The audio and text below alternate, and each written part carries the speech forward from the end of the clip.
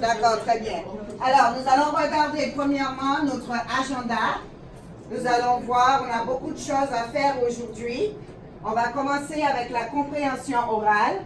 Et vous voyez à droite les objectifs d'apprentissage d'aujourd'hui. Nous allons continuer de développer notre compréhension orale.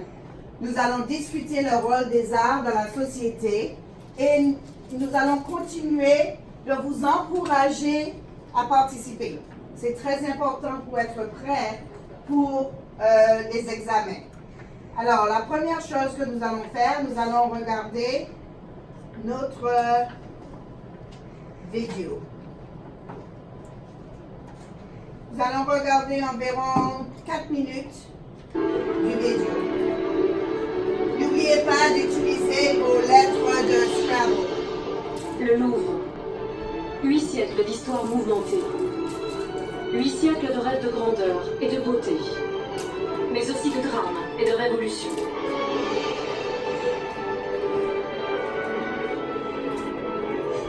Le Louvre, une histoire à explorer au fil des siècles.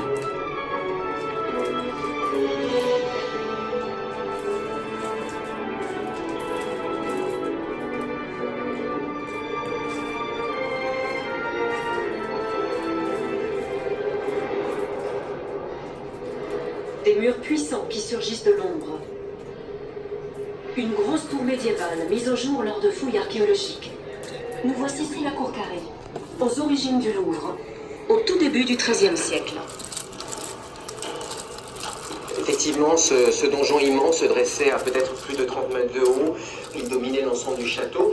Et d'ailleurs, c'était un symbole de l'autorité royale, si bien que tous les vassaux étaient censés prêter hommage au roi face à la tour du Louvre. C'était vraiment le symbole de l'autorité royale pendant tout le Moyen-Âge et même à l'époque moderne, une fois qu'il avait été rasé.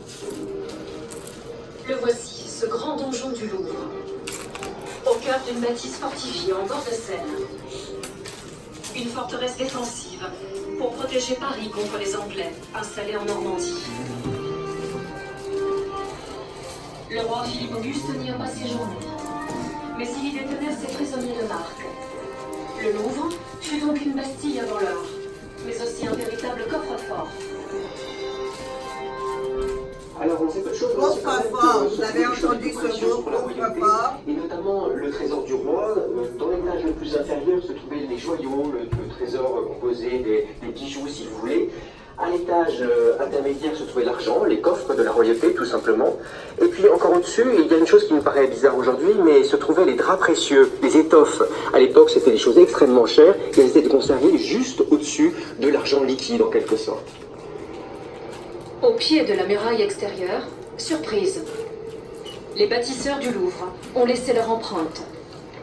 On a trouvé de nombreuses marques laissées par les tailleurs de pierre qui étaient payés à la tâche, d'où leur nom de tâcheron. Et c'est pour ça qu'ils laissaient ces marques afin d'être payés en fonction du nombre de pierres utilisées, du nombre de pierres taillées par eux. Alors probablement par des équipes.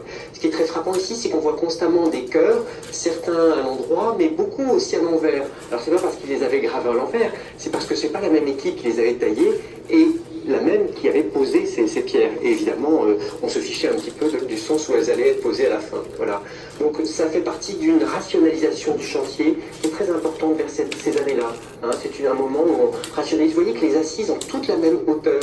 C'est que ça permet d'aller beaucoup plus vite dans la construction et d'être très efficace. On va de plus en plus vers des pierres ayant les mêmes dimensions, les mêmes proportions.